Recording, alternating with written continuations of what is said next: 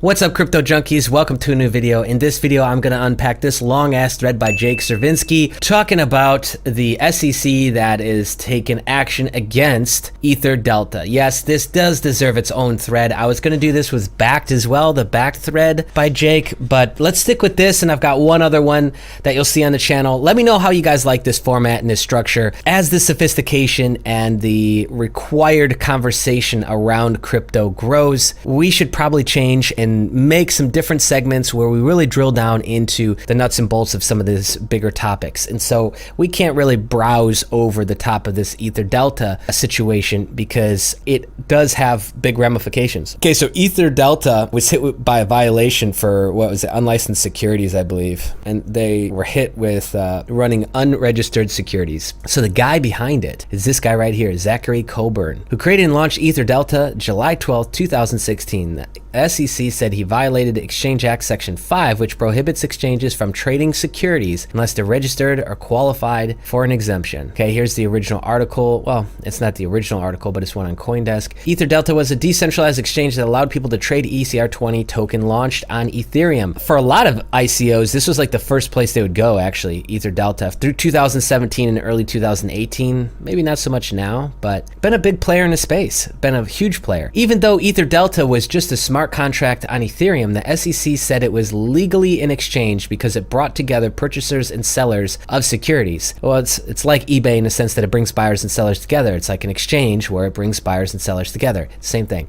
To settle the action, Coburn agreed to pay a $75,000 penalty and $313,000 in disarrangement. I don't know what that word is. Should I take a second and Google it? Let's do it. Oh, disgorgement. Oh yeah, the act of giving up something on demand or by legal compulsion. So it's like a gouging fee. The full order, I'll give the link underneath as well. So it looks like he's gotten out of it with the fees, but I don't know, because okay, the thing you got to understand with the SEC, it doesn't mean when they come after you that like you're done, you got to shut down. It just means that you're going to usually pay. You're going to pay big. One amusing note, the second paragraph of the order says that EtherDelta had a user-friendly interface, which is not necessarily true from those of us who used it. Big takeaways. This is likely the first of many SEC enforcement actions against crypto exchanges. Credit due to the top 3 lawyers, blah, blah, blah, blah, for nailing it on CoinDesk today. Let's pop open that link. If you've been paying attention to the announcement was no surprise. The SEC has been warning about potentially unlawful online platforms for trading digital assets since March 7th, 2018. They're going to end up going after a lot. That's why they've gone out of their way to like, hey, we're going to do it. No, we're really going to do it with, their warnings. Their warning shots. A few other key points for consideration. Most enforcement actions are kept confidential until they're resolved to protect both the defendant from bad press and the government from losses and inconsistencies. That's why this case was settled before it was announced. So yes, I can confirm it is settled and done by the looks of it. On that point, remember all those subpoenas the SEC sent out earlier this year. Just because you haven't heard anything recently doesn't mean that there aren't dozens of investigations going on behind the scenes. Sooner or later, the stories will start flooding into the mainstream about what is now actually gone on in the background. The SEC continues its usual enforcement pattern. Start with easy wins to set up the favorable precedent before moving on to the tougher, wealthier targets. After all, it's easier to prosecute one guy who's out of the game than a centralized exchange with a healthy balance sheet. That's true, and it sets the precedent, which is more important, so that they can reference these past cases. The SEC also continues to leave everyone in the dark with what exactly they think qualifies as a regulated security. This has gone all the way back to how they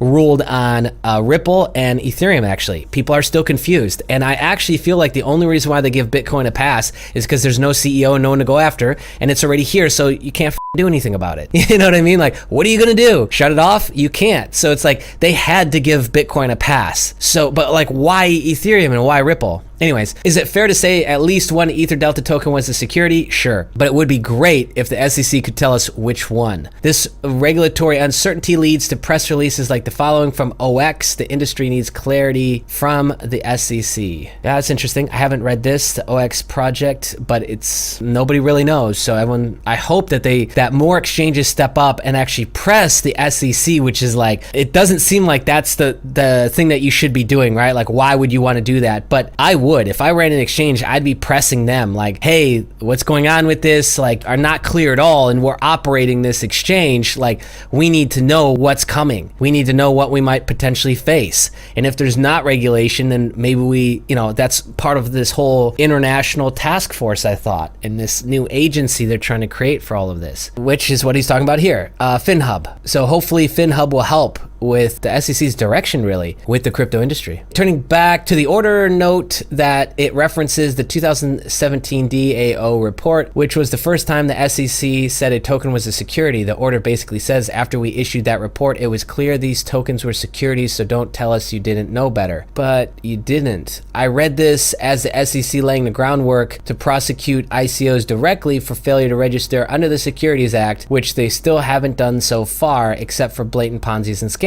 If you launched an ICO after the DAO report, you might be in the line of fire. But just because you violate the securities laws doesn't mean you get crushed. Colburn's only consequence was financial. He pays $388,000. The same may be true for ICOs and centralized exchanges that settle with the SEC, pay a fine, file a registration, and get back to work. The order also shows that decentralization protects software, not developers.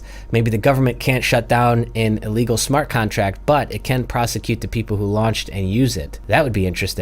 Would they really have done that in the case of like Bitcoin? It's not a smart contract, but if they had no CEO to go after, would they really have tried to go after everybody who used Bitcoin if it went that way? Gosh, that would have been interesting. Okay, so what happens next? More of the same, definitely. But eventually the SEC will run out of easy targets and into tougher issues. For example, one question is whether the SEC can go after exchanges located outside US borders.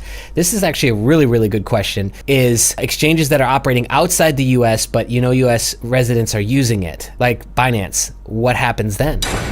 That's all I got for you. If you like this video, click the like button. Questions, comments about this structure, this format, below the video. That's for you guys. Thank you so much. Click the subscribe button, hit the bell notification if you want more sweet action like this, my friends. Be on the lookout because there will be more videos dropping very soon. See ya.